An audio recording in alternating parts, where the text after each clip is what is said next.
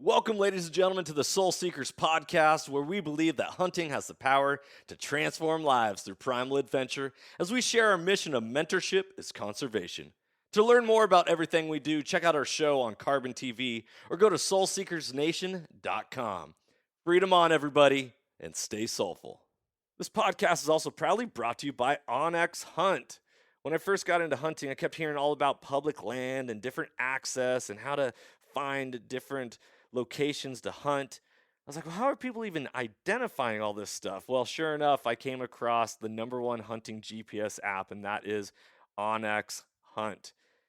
If you guys want to get better at hunting and go deeper into your scouting, Onyx Hunt is the number one GPS app for that. Join the millions of hunters who trust Onyx Hunt to find more game, discover new access, and hunt smarter.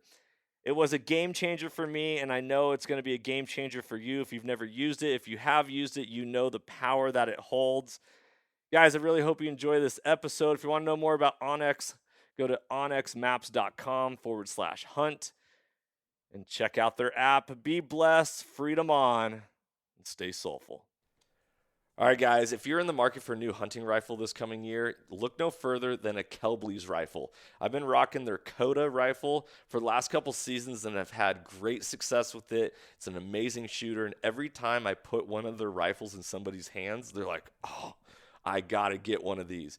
Kelbley's holds over 92 world and national records that are either broken or set on one of their actions or rifles. So they really set a higher level of accuracy. If you want to know more about Kelbley's rifles, go to kelbley.com. That's KELBLY.com. Tell them Johnny Mack sent you with Soul Seekers, and go enjoy shooting that much more in this coming hunting season. Be blessed, everybody. Go check out Kelbley Rifles.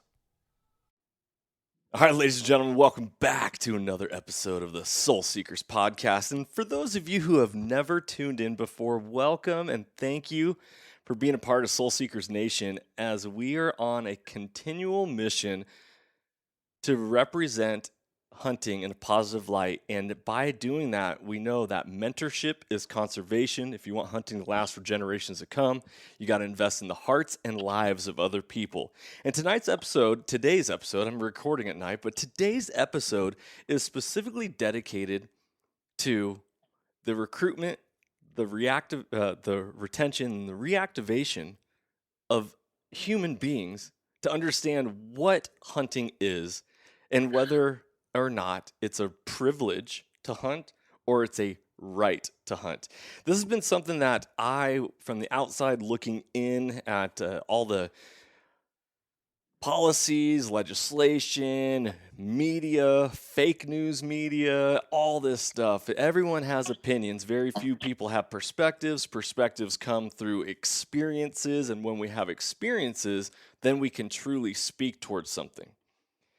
Since 2020, when COVID hit the world and the whole world went to chaos, quickly in my specific and individual life, I was shook to the core on understanding what are basic human rights. What do I, as an individual, have as a right to hold? And what does the U.S. Constitution say about that? The Declaration of Independence? And just how do I view myself in this world that we live in and how we interact with those around us, both humans and wildlife?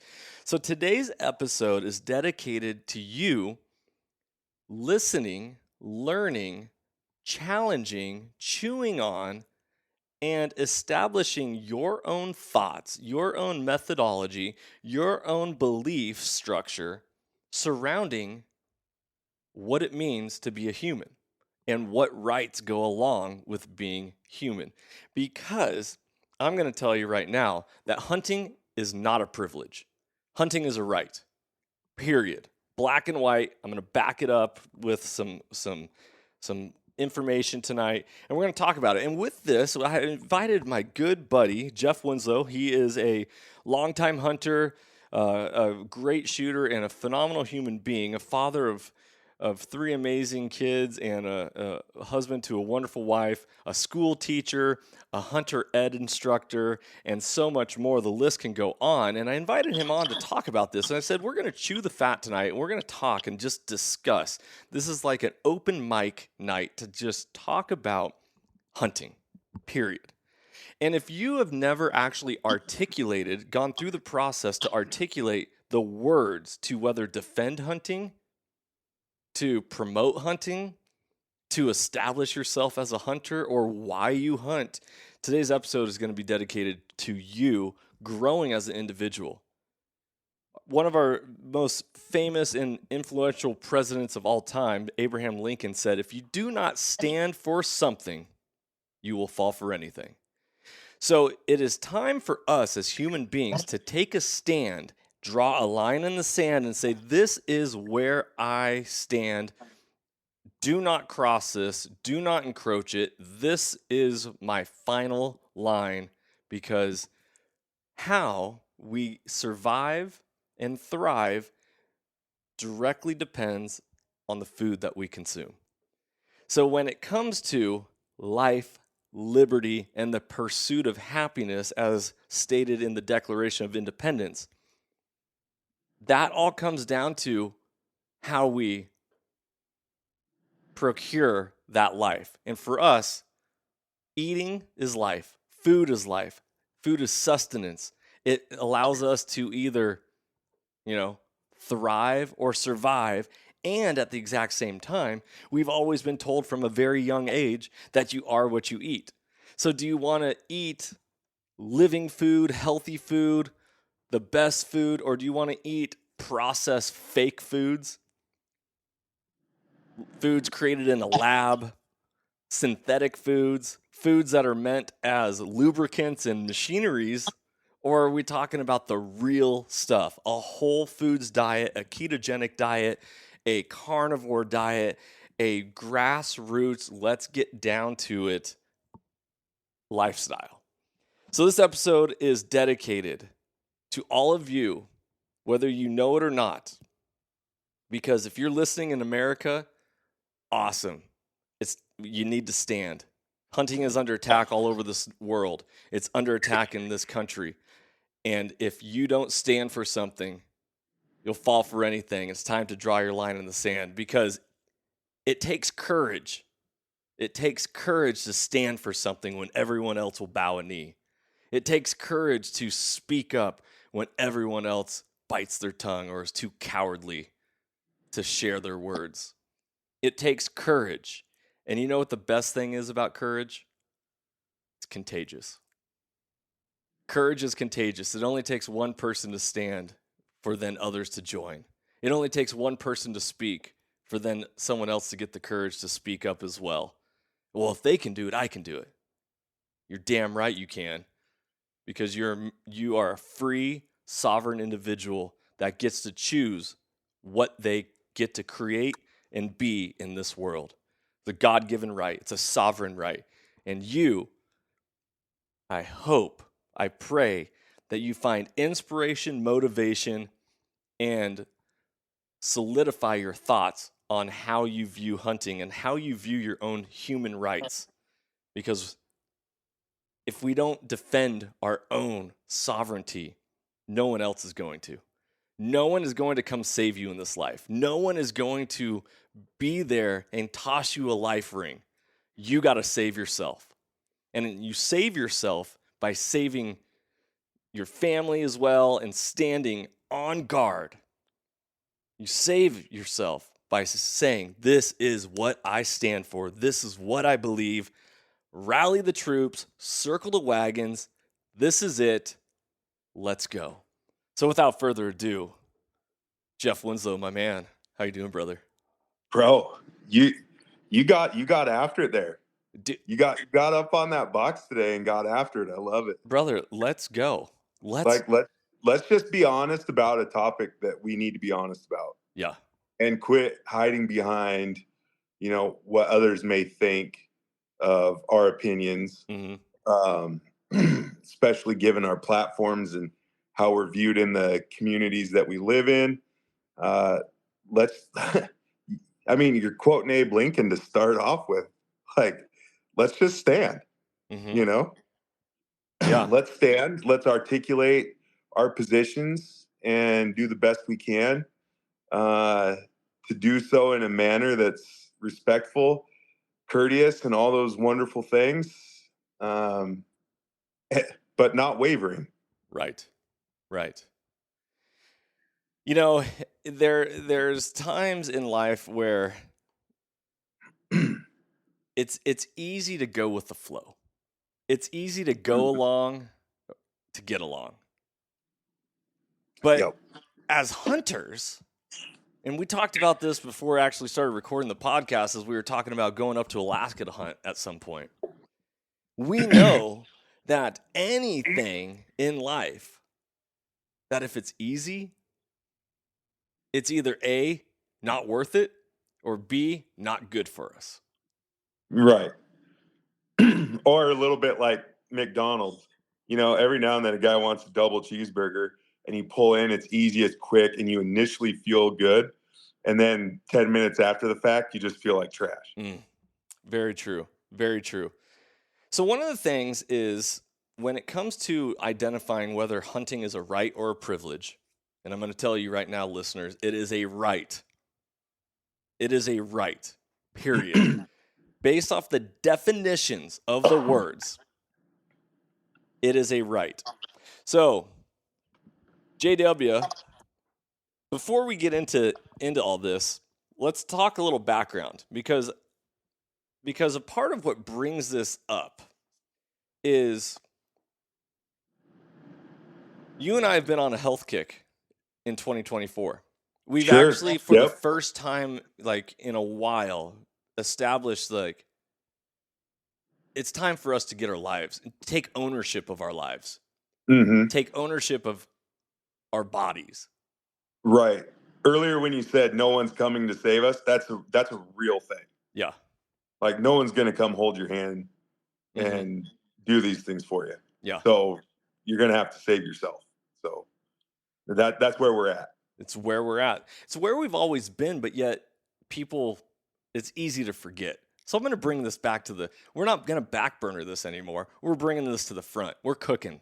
We're cooking tonight. It's the real deal. And you want to know why we're cooking? Because when you cook, it's going to be healthier than when you go out and you order in. That's right. I mean, there's kind of some irony in me saying that, but there's some truth. So you've been on a health kick. You have lost how much weight since? Let's see, 387, and now it's 127 pounds. So you lost 127 pounds in 5 months. Awesome. Yeah, 6.5 months. Yeah. Okay. Either way, phenomenal. I'm proud of you. I commend you. Thank you. The very first thing that got you to become a healthier person and start dropping weight, was it exercise? What? Or was it what we put in our mouths? It was all about what I was ingesting. Yeah. 100% diet. Yep. Changed up my workout regimen from lifting weights to more cardio-based stuff, but it was all 100% diet. Yeah. So, you and I, we went to school, we got educated in a university to talk about health and physical education. But those of you who don't know the history of background of physical education, people back in the 1920s, 1910s, 1900s, 1890s, go back in time, they didn't have to work out. Why? Because they were eating a whole foods-based diet. And they ate, and that was it. Now you have, in this modern world of instant gratification, fast food, constant buzz of society, we have the ability to satiate our taste buds very quickly, but satiating our taste buds isn't good for the soul. And we want to be good for the soul. We want to be good for humanity. We want to be good for our wives, our children, our spouses, our generations. Live for today, but also live for the future and live to live, right? Get busy living or get busy dying. So are you getting busy living or are you getting busy dying? So you've lost over 100 pounds, 6 months. It comes down to what you put in your mouth. And through this process, you've always been a hunter, and the meat's always been a great component to what you're doing. But do you find yourself going to your freezer more often and incorporating that with your family and your children and all that? Or is it, frozen chicken nuggets and frozen pizzas and fast food and, I hate to, I like some people might get triggered on this podcast. That's the whole point. Right. Great segue. Loaded question. You already know that we eat nothing but wild game in this house. Yeah. My youngest daughter, who is autistic or who has autism, she's really peculiar about her diet. And there's some things in her diet that aren't great. But depending on your position with autism, I think she was. Hold on. I got to interrupt. Not your position. We're speaking on our position tonight. Okay. Speak true, because I have articles I can back up right here. I pulled up. So, what do you believe? I'll tell you what. You tell me when. Go, right now. Go. Okay. So with my daughter, I think that prior in the early centuries, it was difficult to find anybody with autism. Yep. And even back to my dad's generation, if I were to ask my dad, hey, how many people did you know with autism? He would say 0. And he's going to be 70. Mm-hmm. I think autism has come about through the vaccine world. Oh, yeah, 100%. And my daughter suffers with that. And I think part of that, I think part of the tics with autism and the certain side effects with autism, I think a lot of these kids have to have a very specific food, and that food's not the best for them. I work with special ed kids in the special ed department up at the high school, and I see it daily. Mm-hmm. These kids rely on some of the most highly processed foods that our government can possibly provide them. Correct. And that's what they rely on. And a nice home cooked meal, maybe some elk back straps and some green beans and some mashed potatoes and some corn and that kind of thing that my other 2 kids and my wife and I would just absolutely destroy. My youngest daughter won't even touch. Mm-hmm. So that it's a tough one. So we the collective, we at our house, we rely primarily on wild game and for our protein. Mm-hmm. My youngest daughter, we've got some chicken nuggets and some frozen things in the freezer for her. Yep. And she won't step off of her diet. It is what it is. Yeah. And that's something that we're going to have to deal with for the rest of our lives. Yeah, it's true. It's true. So here's some information that I've come across within the last couple of years, and I'm sharing this. And those of you who are an open-minded individual, you're hearing some of this information I'm going to present to you, and you'd be like, that's interesting. I've never heard that before. I've never thought that before. It's, whatever. Some of you might be triggered and be like, oh, you're a conspiracy theorist. Like, how could you? Like, I'm never listening. I'm going to leave a bad review. Like, let's be real here.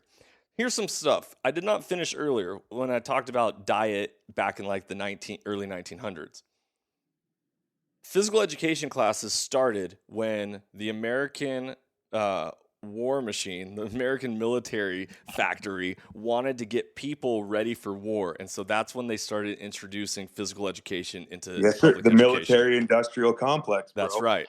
So the military-industrial complex wanted better fighters.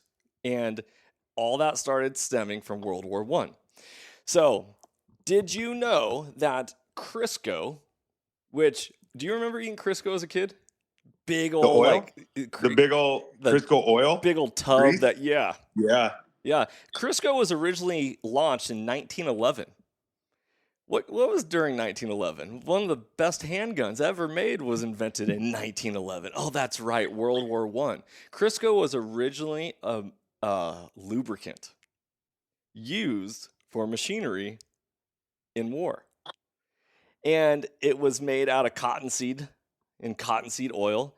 And through this process, I don't know how big pharma or big food industries, or it's all connected.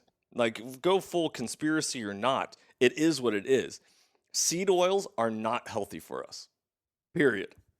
You got to start looking at food labels. You got to start looking at what are the ingredients. And there are over 80 different names for sugar intentionally changed so that it confuses people. And this is why having vocabulary is such an important thing and not just Googling answers. When you hold knowledge, when you hold your own knowledge, that is when you are the most powerful. Not when you say, well, hold up, I got to look this up real quick. It's like, no, I know this because I've lived it. I know it because I've read it. I know it because I've experienced it. That is why the First Amendment is the very first to the amendments of the Bill of Rights, of us as humans, as us as Americans. The freedom of speech, the ability to hold our tongue or use our tongue. The Bible says that the tongue is sharper than a two-edged sword, right? That we have the ability to give life or to take away life in the tongue. And so the freedom of speech, the ability to understand words, the ability to articulate vocabulary, the ability to speak for something or speak against something, to say this is good for you, that is bad for you, go this direction, stay away from this. This podcast is already like let's go. Rally the troops. Let's get a better life. So let's go back to the 1911 Crisco. There's a documentary I watched recently on YouTube, and I'm gonna have to link this in the show notes. You guys can watch it. It came out a couple years ago. It's called Fat Fiction. Fat Fiction. I highly recommend you watching it. It goes through the history of the nutrition, the history of food labels, the history of the food pyramid, where it all comes from, and how it's all a big fucking scam. And how food portions and serving sizes don't even match up to food pyramid. Now it's not the food pyramid anymore. It's the food, My Plate. It's My Plate. But the point is that when they came out with these, that the servings for the food pyramid and the servings what you'd find on like any processed food packaging, those weren't even the same size on servings. So it is your ability to delineate what is right, what is wrong, what is healthy, what is not healthy, what is good for you and what is not good for you. And what we know as human beings, and what I said earlier in this podcast, is that if it's easy, it's probably not good for you. Mm-hmm. And if we use that as our litmus test, the litmus test of if it's easy, it's probably not good for us. And we apply that across the board, and we use that as our standard, then we can start to really evaluate our life, how we show up in the world, how we interact with the world, and what we consume from the world. So we're going to get into this, and I'm going to read the definitions of two words real quick. The first is privilege. I hate the word privilege. It's one of those words where I think people throw it out like it is like God's holy name, like, oh, privilege, white privilege, black privilege, brown privilege, whatever, man. It's like, stop using the word privilege unless you know the definition of it and you can use it in correct context. Privilege is a noun, a special right, advantage, or immunity granted or available only to a particular person or group. An example of privilege being used in a sentence, quote, education is a right, not a privilege, period. There you go. Education is a right to every person that ever walks this earth. It's not a privilege. Everybody has the ability to educate themselves. Everybody has the ability to gain and better themselves. I believe that we are made in the image of God. It says that in the Bible. If you don't read the Bible or know the Bible or have any sort of background of that, I encourage you to read. Leaders are readers. Readers make leaders. Okay? So read, learn, study. The definition of a right, for those of you who want to know, right can be used as an adjective or a noun. If it's used as an adjective, it's considered morally good, justified, or acceptable. And I think the word acceptable is where anti-hunters use that as the linchpin. Because what's acceptable to them is not acceptable to us. And so they like to twist words and manipulate things to make it, well, it says right here that it's not acceptable, therefore it's not a right. Well, wrong. If you're saying it's not a right, but you're saying it's a privilege, and we already read that a privilege is available only to a particular person or group, everybody has the ability to procure food however they want. Every single human being has the ability to procure food however they want. If you want to go to the grocery store, do it. If you want to go to a farmer's market, do it. If you want to hunt, if you want to garden, if you want to grow, do it. And, not but, and do not come at me and take away my right and my ability of how I procure food for myself and my family. Because that interferes with my ability for life, liberty, and the pursuit of my happiness. I'm getting fired up. Let's go, baby. Let's get after it. So the definition of right as a noun is that which is morally correct, just, or honorable. How could you take the life of an animal? Well, let me tell you this. Do you eat to live? It doesn't matter. You know, I like to use their psychology on them. How could you kill something? Well, I believe every organic thing is a living being. Right? To the trees, to the grass, to the bugs, everything is living. It's organic. So you're going to tell me that you rather kill this because you don't value it as much versus me, who I value this tremendously, and that's why I put so much money into conservation dollars in the North American model of wildlife conservation, and I care about animals lasting for generations to come so that everybody has that ability to procure food for themselves. Get out of here. So we have to understand definitions of words, and we have to understand how the opposite, the other side, uses it to twist it, to attack, and to strip away our right to hunt, our God-ordained, God-given right to hunt. Because it is. Because it is. I'm going to read something real quick, and then, Jeff, I want you to give me your thoughts and tell me what you're thinking so far. Okay. Hunting is a right, not a privilege. As stated within, and you know this because you studied Maslow's hierarchy of needs when we were in college, studying health, the 6 aspects of health and wellness. It says, as stated within A.H. Maslow's A Theory of Human Motivation, which is the book that stems Maslow's hierarchy of needs, the ability to satiate one's physiological needs and thirst and hunger, the ability to satiate one's physiological need of thirst and hunger pushes every other desire or goal to the background until hunger is met and homeostasis within the blood is reached. It doesn't matter the best car, the best gun, the coolest trip, the best vacation, the most amount of money. If you do not have the ability to meet food, water, shelter, the basic needs of humanity, then nothing else will matter. It is not up to others or elites to dictate how we hunters procure our food, as feeding ourselves is a right, a basic human right, not a privilege. Dude, I love where we're at right now. Like this topic is absolutely killer.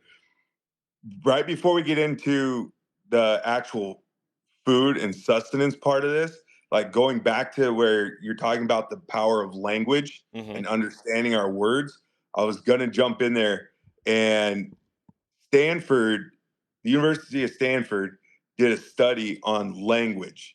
And you and I have talked language from a biblical perspective for decades, as long as we've known each other. But then Stanford jumped in, did a study of the power of language and how words shape people and culture. Now, I just want to throw something at you. Say that again. So, words shape people and culture. Writing that down. That's from Stanford. So since we're on an unapologetic, let's just coffee house this thing and talk about the things that we believe in. At our southern border, we have roughly 8.7 million undocumented illegal immigrants that have moved into this country, which is like what, 20 or 30 states in North Dakota. Yeah. I don't know what that would be. But one thing I can tell you is, in my own experience as an educator, and I'm seeing a lot of these kids come through my school that I work at, not many of them, if any of them, speak English. What's the problem with that? Well, if words shape people and culture, words also have the ability to destroy people, destroy culture. So our culture as a country, right? Hunting, fishing, us in the heartland, the backbone of America, that kind of thing, right? That's slowly eroding as our language becomes less and less important. Yeah. It's very true. And here's one thing to note for all of those who are like, well, America's a melting pot. Well, yeah, a melting pot into what? A culture. The American culture, the American dream. Correct. Which is not the Mexican dream or the South American dream or it is the American dream. So with that being said, if words shape people and culture, and you are, and this is not, listen, you could say it, call us bigots, racists, whatever. We're not talking that. I love humanity. Yes, very much so. Mentorship as conservation is love for humanity. Mentorship is love. It's giving my time, effort, energy, and investing it into somebody else. Period. Okay? But with that being said, words shape people and culture. If you are not then assimilating into the culture that you are going into, then therefore you are not picking up on how things are already done and the continuation of how things are done in that region. Right.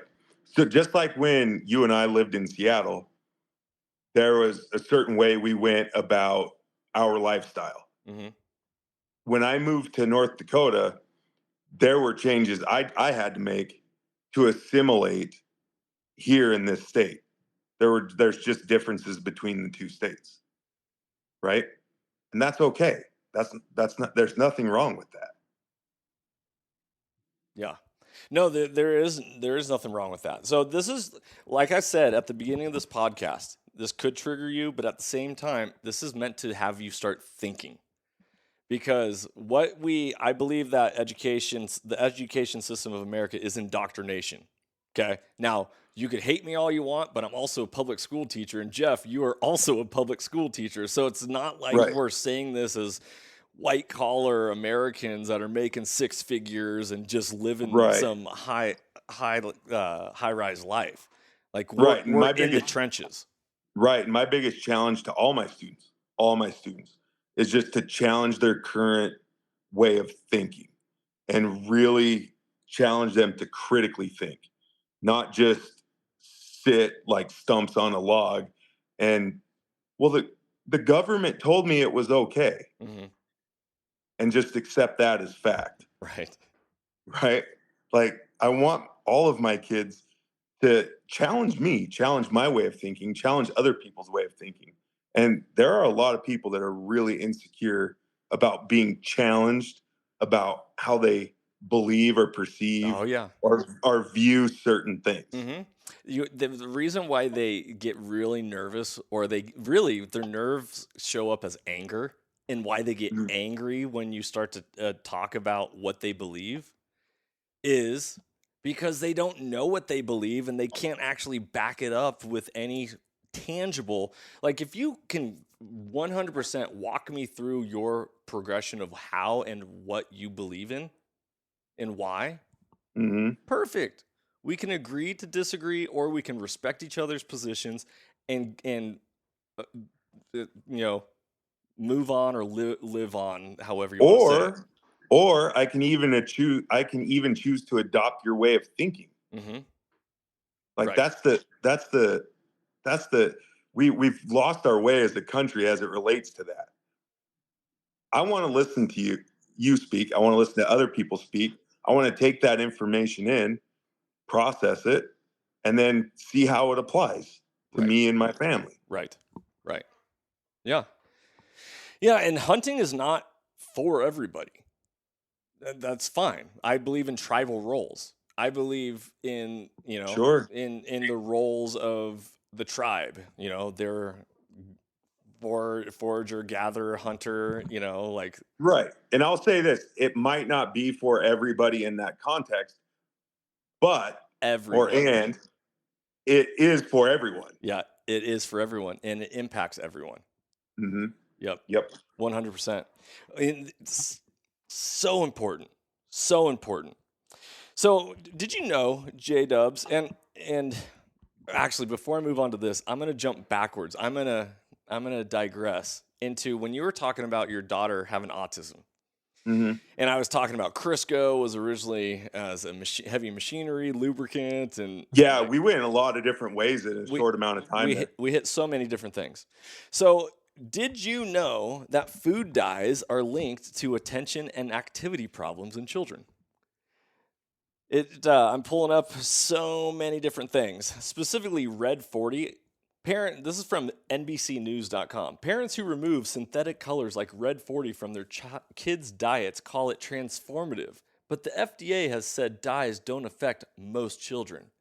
California hopes to change that. It's ironic that California, which considers itself so progressive, is the one that is like, food dyes are not good. See, the thing is like, the left and the right politically, when you look at what's healthy and what's sustaining and all this, like, hunting is sustaining. Hunters have single-handedly brought back animals from the brink of extinction for an abundance, and a large enough abundance that we can harvest it year after year, participate, enjoy the fruits of it, and there's still enough for generations to come. Yeah. And that's in leading up to this.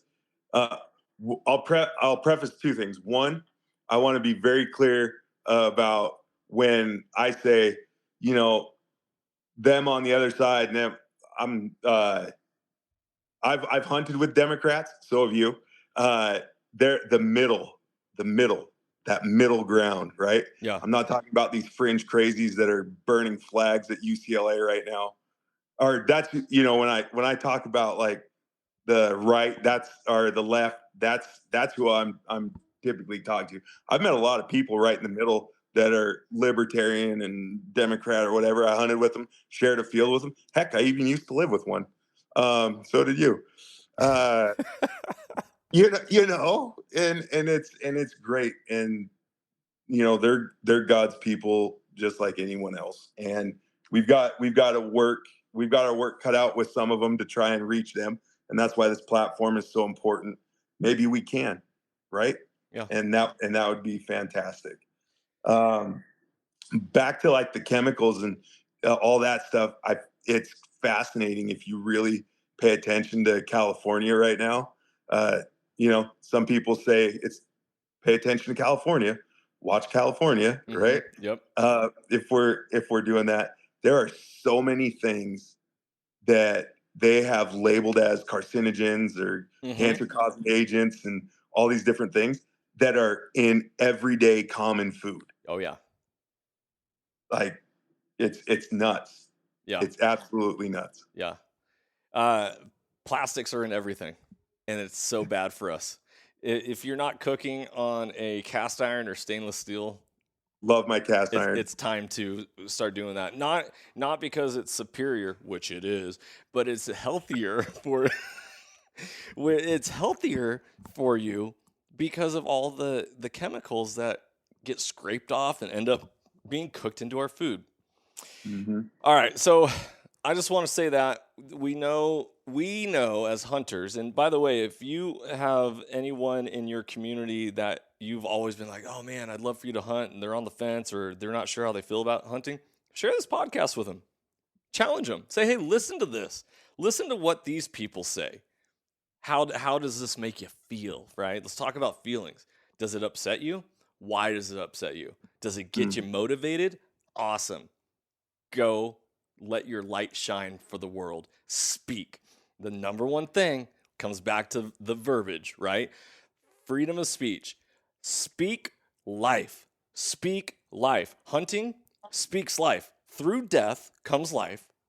It's the circle, the yin and the yang, baby, right? Like, we're not just talking modern Christianity. We're talking, it bridges all gaps, Eastern religion and all that.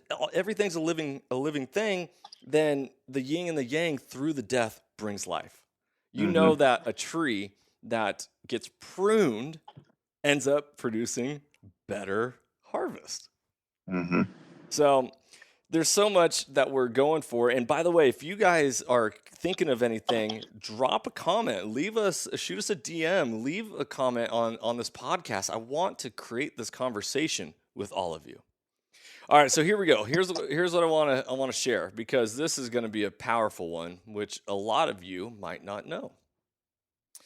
So in America, we know that we have the right to life, liberty, and the pursuit of happiness. But did you know that hunting is not a right in all states? So there is, let me see here right now. There is 23 states since January 2023 that have constitutional provisions providing the right to hunt and fish. Vermont was the first state to constitutionalize such a right in 1777, and the other 22 states had all adopted right to hunt and fish amendments since 96. The following is a list of states with constitutional amendments establishing the right to hunt and fish: Alabama, then Minnesota, then North Dakota, Virginia, Wisconsin, Louisiana, Montana, Georgia, Oklahoma, Arkansas, South Carolina, Tennessee, Idaho, Kentucky, Nebraska, Wyoming, Mississippi, Texas, Indiana, Kansas, North Carolina, and the most recent is Utah. The states of California and Rhode Island included amendments guaranteeing the right to fish, but not the right to hunt.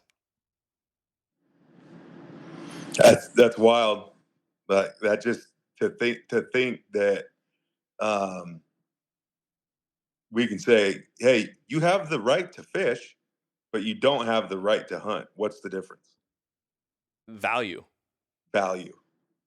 Exactly right.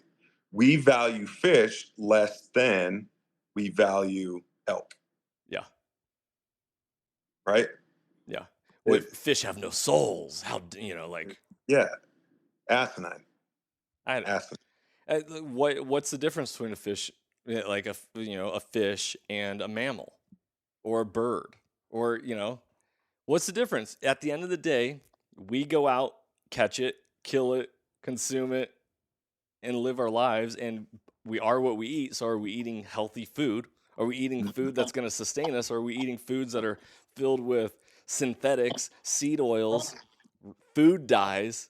Yep. It said on that study that, let's see here, some dyes were consumed on an almost daily basis up to 98% of 2 to 5-year-olds.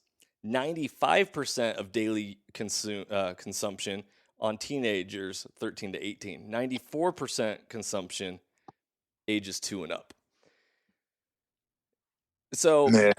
if they can get their hooks, evil corporation, evil military industrial complex, evil anti-sovereignty, evil big government, deep state, whatever you want to call it, the evil of this world wants to control you, and anyone can control you when you're sick, you're feeble, you're weak-minded, you have no integrity, you have no personal constitution for what you stand for and what you believe in. And it's like, give me more, Daddy. Give me more. I want more because I don't have the ability to do this myself. That's wrong. You have the ability. You're choosing not to. Everything's a choice. We were designed for so much more than a thimble of water in the desert. Yep. Yeah. That, and we're not victims. We're not victims. Stop playing victim, man. Life isn't happening to you. No one made you do anything. Now, as young children, we are subject to the foods in which our parents provide for us.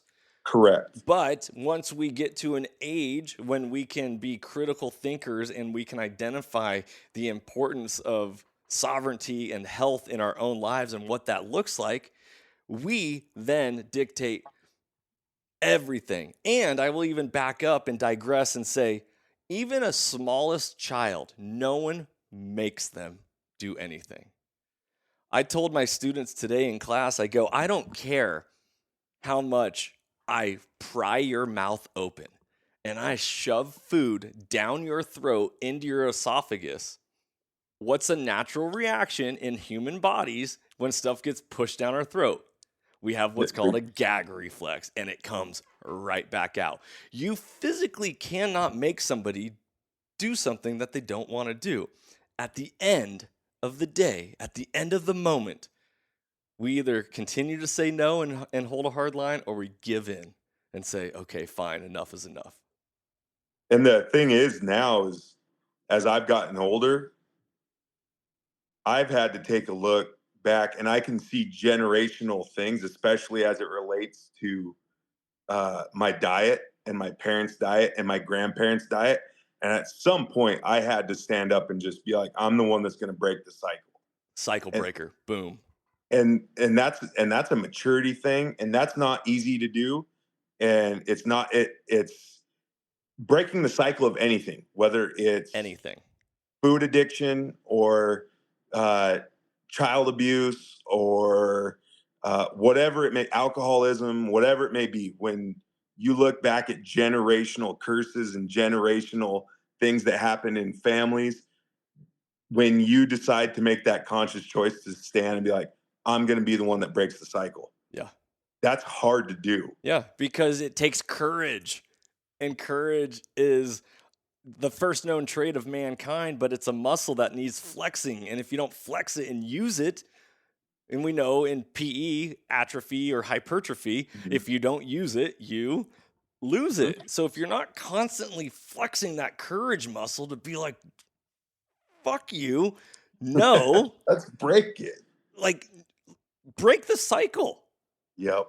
Break the cycle. No more. And for me in my house, this is how we're going to live. Yep. And dude, yes. Yeah. Yeah. Like, yeah. So courage is contagious. It takes courage to be a cycle breaker. And at the end of the day, we need to identify what it is that we want to create for ourselves. If the American dream is you can do anything you want to do, you can be anything you want to be, then do it. But it takes courage, and stop taking the easy way out. Stop saying, oh, I just a little sleep, a little slumber, a little folding of the hands, Right. No, it doesn't work like that. And you know when you're messing up. Yes. Whether it's the Holy Spirit speaking to you, whatever people want to call it, I call it the Holy Spirit.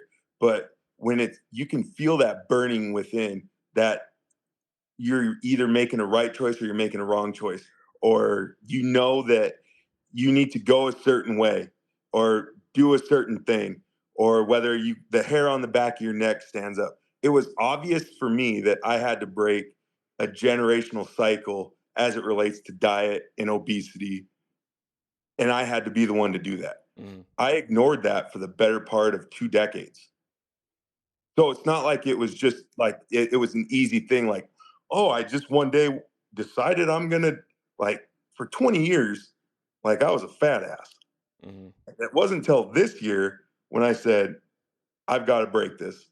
I've got to change this, because if I don't, my kids are going to be the exact same way. Yeah. And it wasn't until I lost all this weight, my oldest son came up to me, hugged me, put both arms around me, and he said, Dad, that's the first time I've ever been able to do that. Hits hard, doesn't it?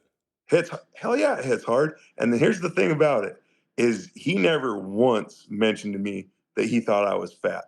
Yeah. Why? Because I was his dad. Right? Because he loves you unconditionally. Unconditionally. Yet, when I lost this weight and he was able to do that, that's the first time he said, hey, Dad, that's the first time I've been able to do that. Yep. For 20 years, that nagging spirit just nagged at me. Hey, I've got to do something about my weight. Yeah. I've got to make changes. I've got to do these things. And I ignored it, like so many other people do.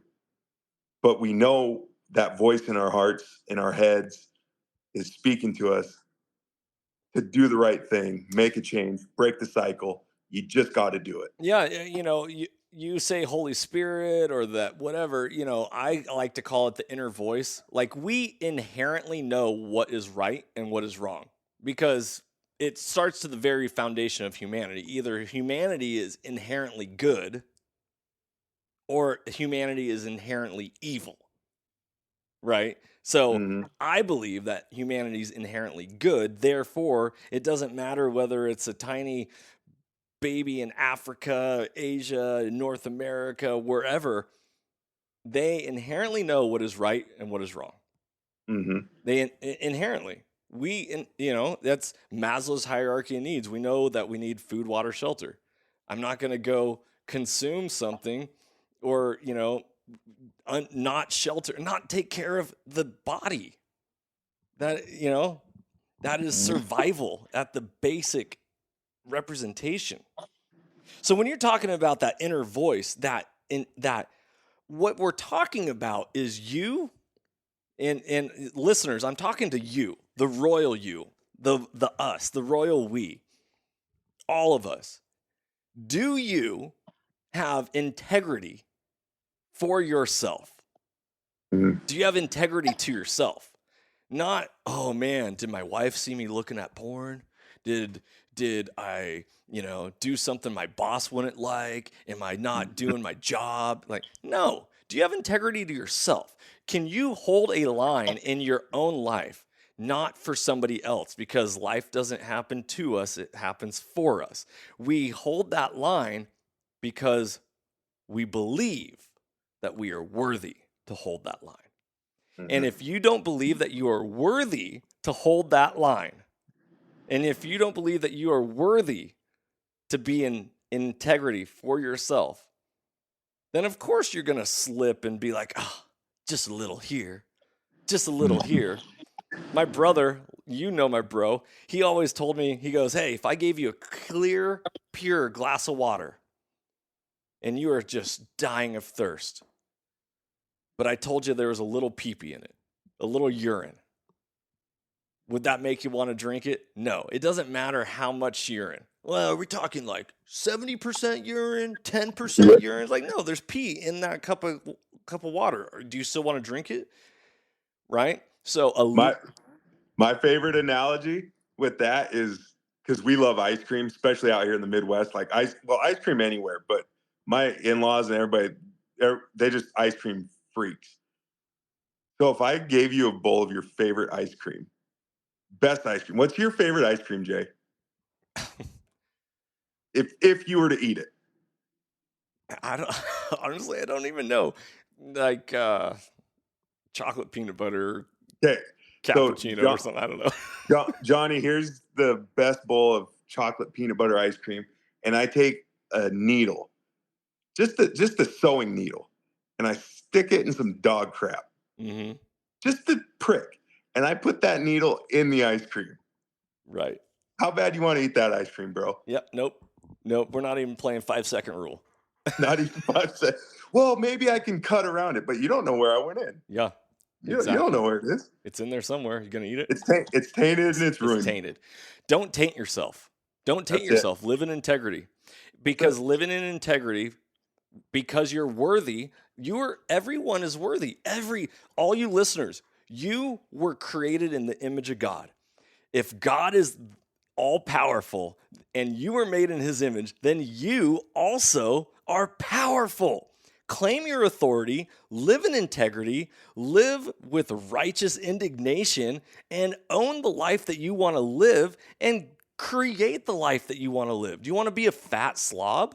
Do you want to be an unhealthy person that relies on big pharma, big daddy pharma? Hey, pill me again, Poppy. Give me another medication. Give me another medication. Or do you want to own health? Do you want to live health? You want to set an example of health in your lineage and set a cycle of healthiness? Or do you want to set a cycle of unhealthiness? Yeah. And quit blaming other people for your own shortcomings. Yeah, we're not victims. That was one of my biggest faults, especially as I was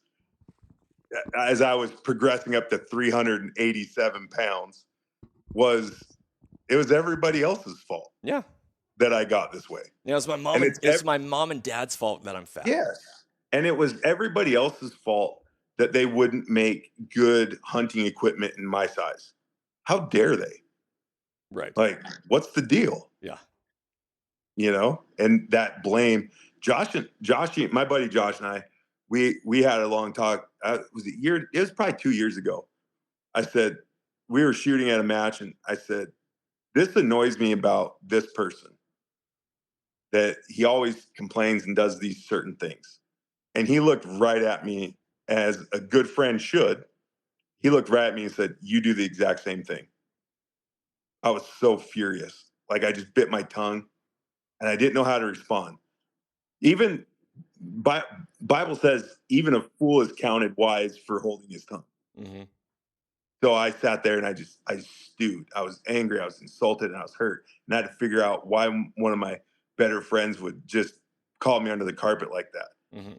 Then I went home and I had to evaluate my situation. And I was like, you know what? He's 100% right. Yeah. He was 100% right. And how I had to change my thought process from blaming others to saying, how could I have done this better? Mm-hmm. And over the last couple of years, my attitude and my shooting performances and career, it's all gotten better because I quit blaming other people about my own shortcomings. And I said, here's what I got to do to get better. Right. And that was all because he had the courage to tell his friend, like, dude, you're screwing. Look in the mirror. Look in the mirror. Yes. Ownership. Take ownership of your life. Stop playing victim.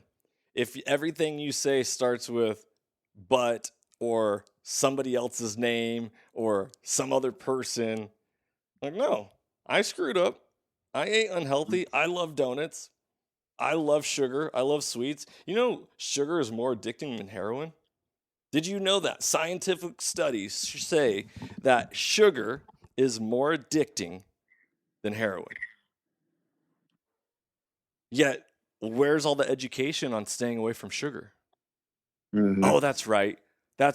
They said in the original food pyramid that the very foundational pillar of the food pyramid was grains.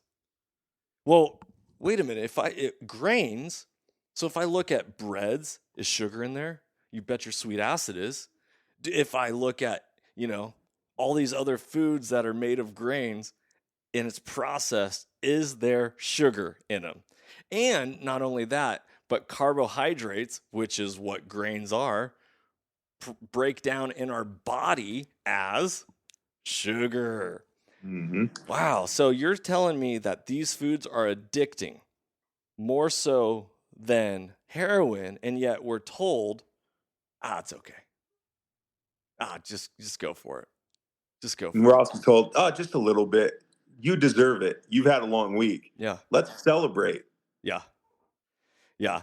I sent you a meme today on social media of four people in a canoe, and it was a race, but they were facing towards each other and In the same boat, having a rowing competition, and it said Monday through Friday eating healthy, and the other side was weekends getting off your diet, and just like constant. Here comes the weekend. Yeah, like I get that. We can still live. Live. And tying this back into hunting is you need to be able to articulate why hunting is a right, why it's the most important aspect of how your family builds their nutritional foundation through protein. Protein. If we watched Jurassic Park back in 95, we know that proteins are the building block of everything. Like if it's the building block, then why is that not the focus, the foundation of our nutrition plan? That's why I recommend checking out the Fat Fiction documentary on YouTube. Let's go back to cycle breaking. Let's talk about that for a second, because cycle breaking, we need to break the cycles not only of the abuse or bad habits, but we need to break the cycle of misinformation, which I think that word is just a joke. I would say indoctrination of how we view the world. Is hunting? Well, can we just call it what it is? What's the opposite of the truth? Lies. There you go. So you're either being told the truth or you're being told a lie. Yeah. Well, what about like half truths? Right. Is it the truth? Well, so is it all the truth? Is it the whole truth? So help you God. Right. And the litmus test that we said at the beginning of this podcast is that if it is easy, it's probably not good for you. Yep. It's probably not good for you. So we're going full circle. We're going to talk cycle breaking. And I want you to understand that it's like a frog in a pot of water. We're going to do a little call out right here, because in preparation for this podcast, my man, JW, he was like, hey, did you know that Boone and Crockett talks about if hunting is a right or a privilege? And they have this YouTube video up there. It's on the Boone and Crockett channel, it looks like. And in it is a quote. It says, in the United States, while the right to keep and bear arms is constitutionally assured, hunting is a privilege to be repeatedly earned. Excuse me? I am being told that it's a privilege of how I get protein, which is the building block of life. I am told what I can actually and how I go about doing that. Sounds like we're being lied to. And we have to have clear understanding of definition of words, the meaning behind them, and what our country is founded upon and what we stand for. Because here, listen to this. It goes on. Year after year, by those who hunt, it is well for hunters to remember that in a democracy, privileges, which include hunting, and I'm going to stop there. Well, for those of you who love to watch CNN and Fox News and CNBC and MSNBC and all this stuff, newsflash, we don't live in a democracy. What do we live in, Jeff? Constitutional republic. We live in a constitutional republic. Completely different. A democracy just says you get to vote. That's all a democracy is. And the president, or whatever you want to call him, the dictator, whomever, insert the leader there, they will give you what you need and you will thank them for what they give you. Correct. Meaning hunting's a privilege. Thank you for allowing us to go out and hunt. Thank you for allowing us to get the protein that my family needs as the building block of life. Thank you, government. Thank you, daddy. Thank you, elected officials. Thank you. And like, no, screw off. Go kick rocks, in the words of JW. Get out of here, because it's not a privilege. And when we go through this and we see these words being used in booneandcrockett.org, and who knows? I might get some hate for this. I might, whatever. It doesn't matter. Let it be called out that hunting is not a privilege. And it says, which include hunting, are maintained through the approval of the public at large. So we don't go off of the North American model of wildlife conservation that bases it off of biology. We get to go off of the public at large. And so if the majority of public says, I don't like you killing animals, I don't like you hunting for food, for sustenance, then just because someone doesn't like it means they get to dictate how I live my life? I don't think so. Or a group of people in Colorado get to say, you know what, we really should reintroduce wolves back into the population here in Colorado. Yeah. Or that ballot box biology that, you can't hunt bobcats and cougars. Oh, you can't hunt cougars. That's trophy hunting. That's trophy. You know what? Anything that we do and we succeed in life, everybody loves a trophy at the end. What I dictate as a trophy is a lot different. I have this cup. I got this at SHOT Show. This is a trophy from SHOT Show. It's a coffee cup. I love it. I use it every day. When I shoot an animal, and it's also a part of law when it comes to hunting. Like in Alaska, you actually have to pack out the meat before you even pack out the antlers. Mm-hmm. Oh, man. Well, I didn't know that. Yeah, because you are just going based off of feelings, based off of opinion. You don't have experience. You don't have these hard, understanding of the definition of words, which ties it back into the First Amendment and why the power of the spoken word is the most powerful thing ever. Yep. Shapes people and culture, bro. Hunting must be conducted under both laws and ethical guidelines in order to ensure this approval. Oh, the approval that we can continue to hunt? It's garbage. It's garbage. And don't be a talking head. If you want to tell me what you believe in because you actually believe it and you've actually studied it, awesome. I'll listen. And I'll debate if you want to. But you're not going to come attack me personally. And when things get personal, when people attack personally, it's because they don't have a good understanding. Like they've lost their way in an argument or discussion, and well, you're stupid, or they've lost their way around the context or the actual substance of what it is you're debating, arguing, or just conversing about. Correct. So, if you're getting angry while you're hearing this, oh man, Mack, he's horrible. I'm never listening to this podcast again. Well, why are you angry? Yeah. Why? Why are you angry? Do you value animal life more than human life? Do you value, because I thought that in a socialistic country, a communistic country, a utopian society, that all people matter. Mm-hmm. Right? Oh, wait, no, only you matter? Only people that think like you matter? If it is life, liberty, and the pursuit of happiness, it is your life, your individual liberties, and your pursuit of happiness. And your pursuit of happiness is all good and dandy until it interferes with my pursuit of happiness. Mm-hmm. And therefore, then that is an intersection of happiness, and we need to address it. Mm-hmm. Stay in your lane. And I'll gladly stay in mine. And I'll stay in mine. The issue is when we want to take over other people's lanes. Yeah. Like, oh, your lane sucks. It needs to be over here. Nah, I don't think so. Right. And it would seem as though the lanes that I travel in are multiplying more and more each day, with more and more interference from people that want to see my lane just disappear. Yep. I'm going to read something right here. This is from United Nations Human Rights Document.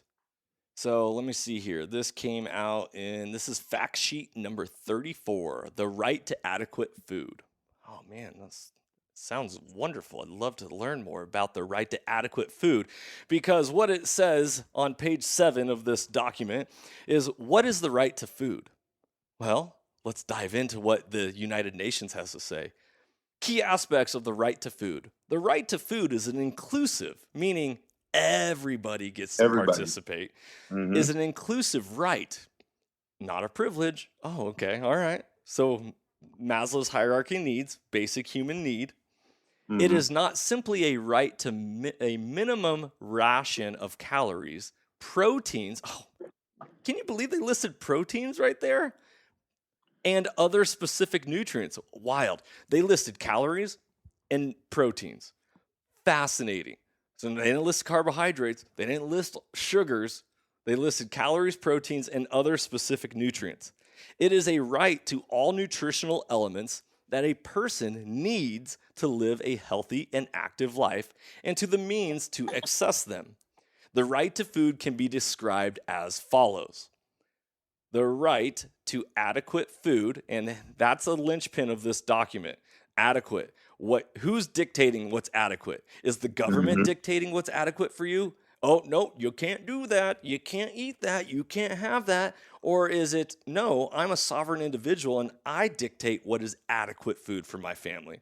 I'm not eating that processed garbage. I'm not allowing my kids to eat these high sugary foods or food dyes or whatever, So that's that they trick you. And the thing with the word adequate, you're inferencing like adequate in quantity or quality. Yes. I would infer then also quantity, how much I eat. Correct. Yeah. Right? Adequate So goes not just the quality of the food, the quality of the proteins, the quality of these things, but the quantity. Well, if the government says, here's your 800 calories, that's all you need in order to survive. Right. Not thrive, survive. Here you go. And now they got you. But that's the big government saying, well, this is what you need to survive. Well, you also said take these jabs. And just today in the news, AstraZeneca COVID vaccine got removed from market. Yeah, why? Like, it's almost like all these people are getting blood clots all of a sudden and no one can figure out why. Yeah, it's fascinating. So here it is, government saying, hey, do this for your health. Do this for your health. This is adequate for you. No, I am a smart individual who studies, who understands myself. I have an understanding. What is it? It says to thine own self, like to know yourself is one of the best things that you can ever do. Yeah, right? Be true. Be true to yourself. We are taught never, ever in public education to know ourselves. It's all about knowing other people, knowing other places, knowing other things. How dare you ever think about going in? Because inward reflection leads to outward correction. So if you are taught never to go inward, then of course you're never going to have the outward correction. So once again, if you are relying on government, someone else, and I'm not even saying government, but if you're relying on someone else to dictate what is the definition of the word adequate to you, it's time for you to break that cycle and start. So it says the right to adequate food is realized when every man, woman, and child, alone or in community with others, has physical and economic access at all times to adequate food or means for its procurement. So therefore, they don't actually even define truly because they use the word adequate. If they wanted to actually explain what is the right to food, they'd have to define what the word adequate means. As stated by. Yep. Yeah. Oh, okay. Well, then who are the by? Who are the people that determine the definition of adequate? See, this is where if you do not know words, if you do not know definitions, if you do not have a complete understanding, then we're sheep to a slaughter. Then we are waiting to have hunting stripped away from us. And it's a domino effect. It's a slippery slope. It's a frog in a pot. Whatever analogy you want to use. They come for one, they come for all. They're not ever satiated.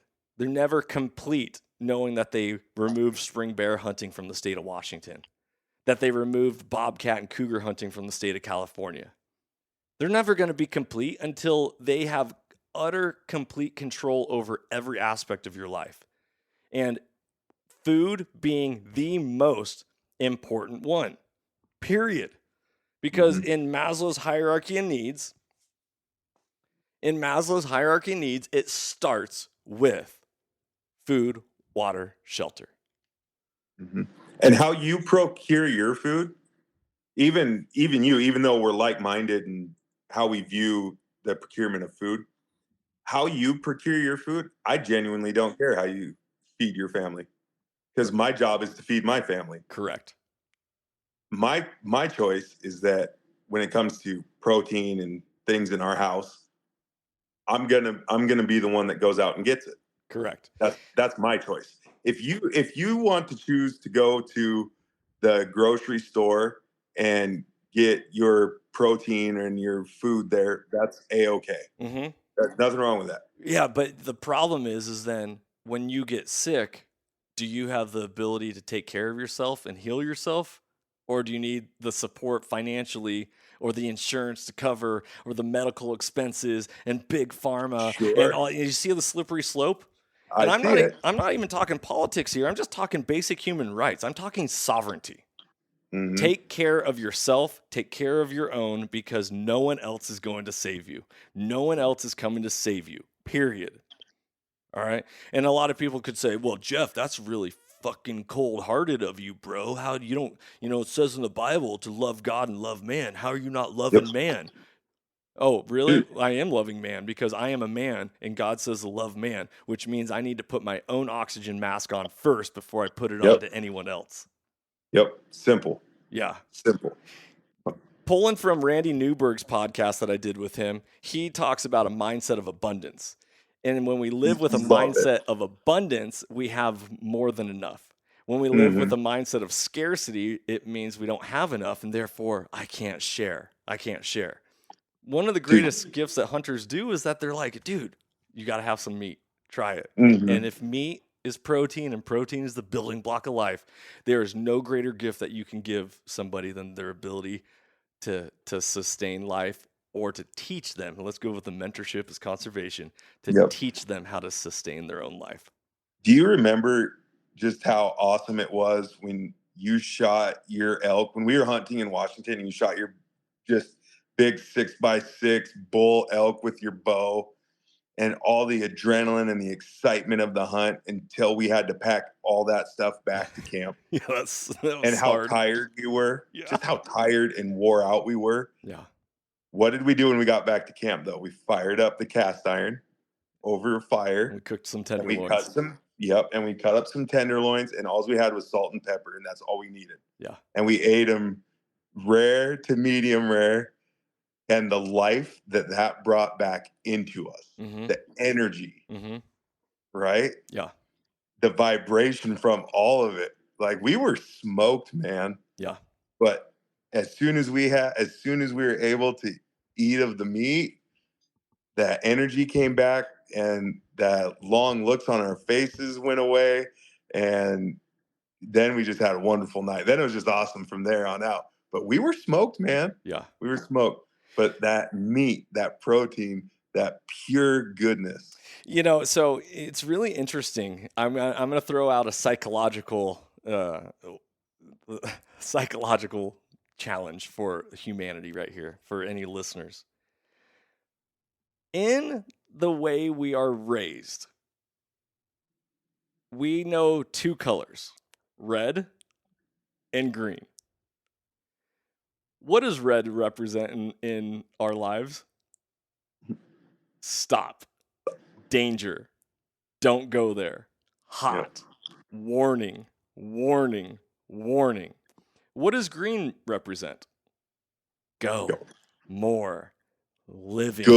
Good. Growing. And so just through the simple idea of colors, the psychological warfare that goes on, what color is meat? Red. Say that again. Well, meat? Yeah, I was red. Yeah. I thought you were going to answer your own question. Meat's red.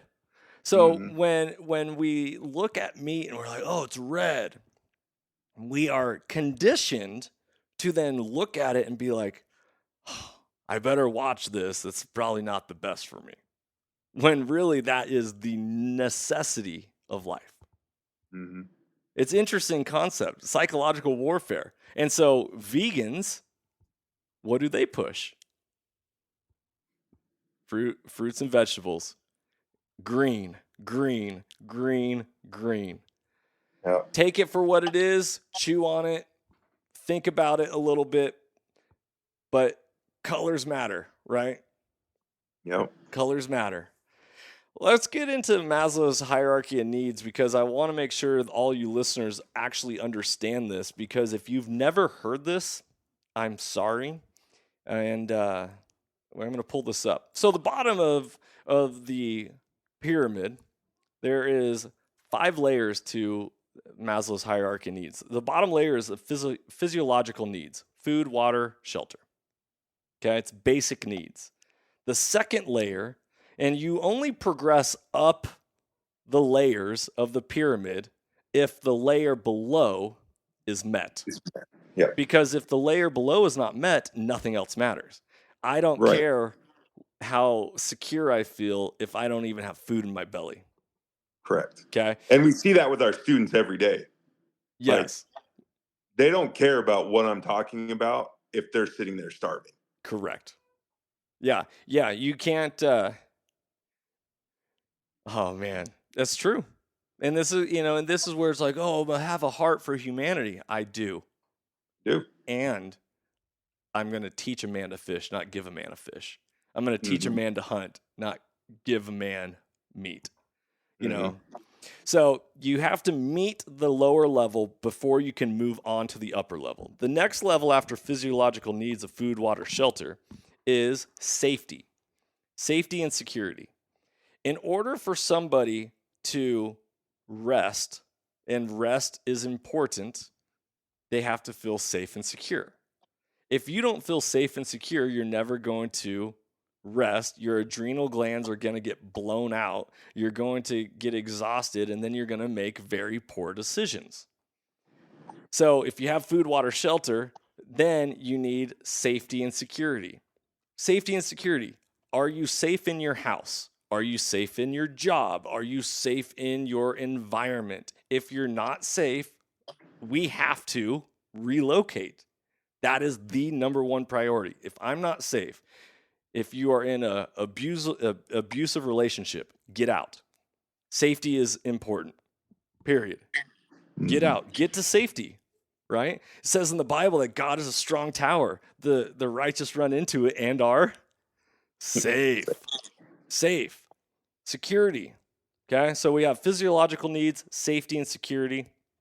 Once safety and security and physiological needs are met, we can move up to the next layer, which is love and belonging.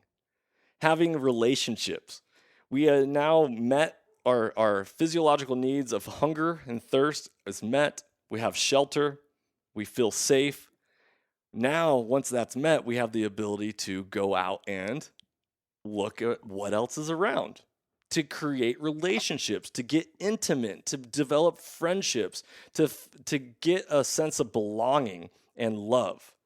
Every human being wants to be loved. Everybody. And you have to love yourself before other people can love you, because you're never going to be able to truly accept someone's love if you don't even believe that you're worthy of love. Mm-hmm. So belongingness and love. After you have the relationships, after you feel a sense of belonging and love, then you can move to self-esteem, where prestige, feeling of accomplishments come in. And then after that, in the top of the pyramid is self-actualization, achieving your full potential, including creative activities. Meaning, if God is a creator and we're made in his image, then we are co-creators with him. And the best thing that we can ever do, reaching full actualization, is to be a creator in this world. Mm-hmm. Don't quantify it, don't qualify it. Are you creating? And what are you creating? Are you creating fruit? Yeah, the fruits of the Spirit. Love, joy, peace, long suffering. Yes. Yeah. Are we creating? Are you bearing fruit? Yes. But that doesn't come unless these lower levels are met. Mm-hmm. So it's very interesting. Very interesting. When you think about security and different things, I was thinking about like forward operating bases and different things like that the military uses when they deploy to, war sites and stuff. You never see the military guys at a forward operating base sitting outside the wire, sleeping on their cots. No. They're inside the wire, surrounded by multiple layers of, wire, razor wire, and guys on turrets and guns and 50 cals. Mm-hmm. And then another layer of guys with guns and 50 cals. And then they're sleeping in their cots. Yeah. 100%. 100%. So, it's interesting that all you listeners, you can call us all the names that you want. You can challenge us. You can whatever. At the end of the day, we're still educators. We are out working with the highest of highs of achievement and the lowest of lows of achievement. Mm-hmm. And we all need to meet them where they're at. Yep, 100%. And you can lead a horse to water, but you can't make it drink. I can love that person, but until they love themselves enough to change and break the cycle and to view themselves in a manner that they are worthy of love, that they are worthy of a better life, that they are worthy of creating the existence that they want, then it doesn't matter. How does this all tie into hunting? Hunting is a right. The ability to feed ourselves with the best food nature has to provide is a right. It's not a privilege. And any time that anyone in any hunting culture says, well, hunting is a privilege, don't physically do it, but verbally do it and slap them silly and say, well, actually, did you know that the definition of privilege is only to a particular person or a group? Just like education is a right, not a privilege, though how I feed myself is a right, not a privilege.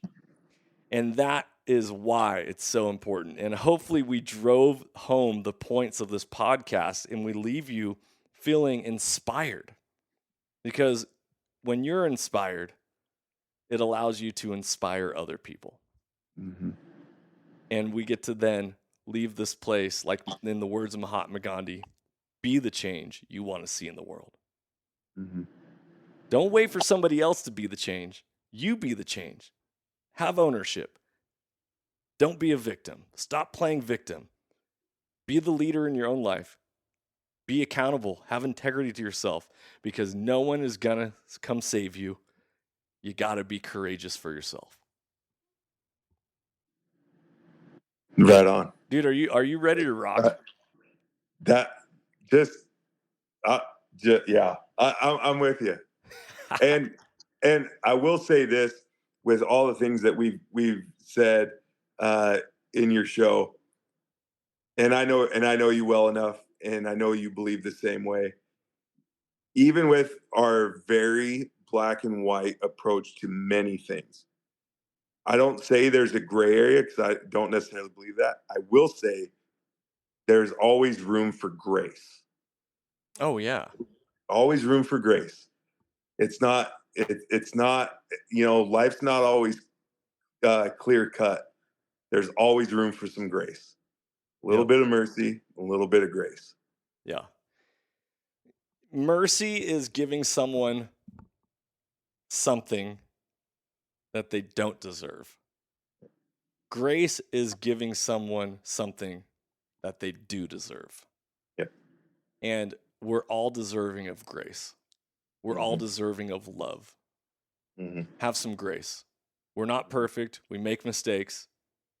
And we get to continue to let our light shine and be advocates to preach the gospel of love for humanity and preach the gospel of hunting for humanity, because we need to make sure that hunting lasts for generations to come.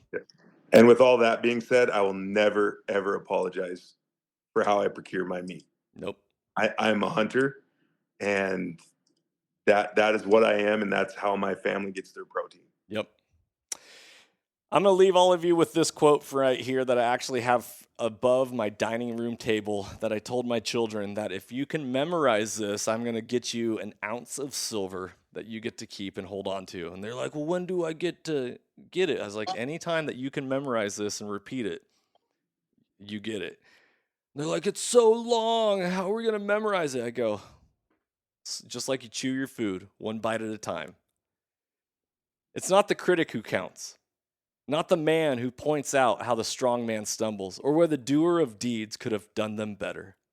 The credit belongs to the man who is actually in the arena, whose face is marred by dust and sweat and blood, who strives valiantly, who errs, who comes short again and again, because there is no effort without error and shortcoming, but who does actually strive to do the deeds, who knows great enthusiasms, the great devotions, who spends himself in a worthy cause, who at the best knows in the end the triumph of high achievement, and who at the worst, if he fails, at least fails while daring greatly, so that his place shall never be with those cold and timid souls who neither know victory nor defeat. Theodore Roosevelt, the man in the arena. The man in the arena. We all need to hold our own selves accountable to be that man in the arena. You might have screwed up in the past. You might have fallen. You might have messed up. But our past does not dictate our future. We have consequences to live with based off of that. But it doesn't dictate who we are. It doesn't dictate what we are. I'm a hunter. I'm Johnny Mack, and I'm proud of it. I believe that hunting has the power to transform lives through primal adventure. I believe that mentorship is conservation, and if you want hunting to last for generations to come, then it takes investing into the lives and hearts of other people. I believe that you can never outgive good. I believe that it starts with yourself. That you need to be the change that you want to see in the world. And it starts with the spoken word, because the power of life and death is in the tongue. And how we use it or how we don't use it can bring life or take life. It says that to not say anything is to say something. By not doing something is to do something. By not speaking up is, in the end, speaking in its own right. First, they came for the trappers, and I wasn't a trapper, so I didn't say anything. Then they came for the predator hunters, and I wasn't a predator hunter, so I didn't say anything. Then they came for the bear hunters, and I don't bear hunt, so I didn't say anything. Then they came for the deer hunters and the elk hunters and all the other ungulates. And by that time, there was no one left to speak. It's time for us to be the change we want to see in the world, everybody. Thank you for tuning in this podcast. Hopefully you were left inspired, motivated, and ready to take on this world. Be in integrity with yourself. Love hunting and share it with the world, because being able to give ourselves protein and the best protein possible is the ultimate gift, and that's ultimately loving ourselves and loving humanity. And that is your right. And that is your freaking right. It's not a privilege. Take that to the bank. Stuff it under your mattress or bury it in the backyard. But whatever you do, let your light shine and share the gospel. Be an apostle of hunting. Be an apostle of hunting, because hunting is a right, not a privilege. I'm Johnny Mack for Jeff Winslow, Soul Seekers Nation. Thanks for being a part of it. Thanks for tuning in. If you like this episode, give it a thumbs up. Share it. Share it. Share it. Challenge people on their views of how they view hunting, of how they view hunters, of how they view wildlife, and how they view themselves. Challenge them. Hopefully this raised a lot of questions for you. If you have questions, reach out to us. You can go to soulseekersnation.com, go to the Contact Us page, drop us a line, go to follow us on social media, Instagram, Facebook, formerly known as Twitter, now X, YouTube, whatever. Go get a hold of us. Send us your comments, your concerns, your questions, whatever you have. Let's start the dialogue. Let's start with the spoken word, and let's change this world. It only takes a spark to start a fire, and pretty soon this whole world's ablaze. You got this. I got this. Let's do it together. Jeff, thank you so much for tuning in, being a part of the show, brother. Yeah, thanks for having me. Always love getting together and talking with you about some of these things. Oh, it's a great time. It's a great time. Guys, be blessed. If you have not gone to Carbon TV and checked out season 4 of Soul Seekers, the show, please go do so. I'd love for you to watch it. It is my journey of my hunting experiences, along with me mentoring different hunters and sharing new hunts with different people, all under the mission statement of mentorship is conservation. Remember that only you can prevent forest fires. And not only do you get to prevent them, you also get to start them in the hearts and lives of other people by spreading the gospel of hunting. Be blessed. Johnny Mack, Jeff Winslow. Stay soulful, everybody, and always freedom on. We're out. If you enjoyed today's podcast and want to support the show, you can always like, share, subscribe, and leave a rating, as it helps us share our mission of mentorship is conservation. Thank you so much for tuning in and being a part of Soul Seekers Nation as we transform lives through primal adventure. If you want to get more connected with the podcast, check out the Soul Seekers Nation Facebook group, as I look forward to connecting with you on the next episode. So stay tuned and stay soulful.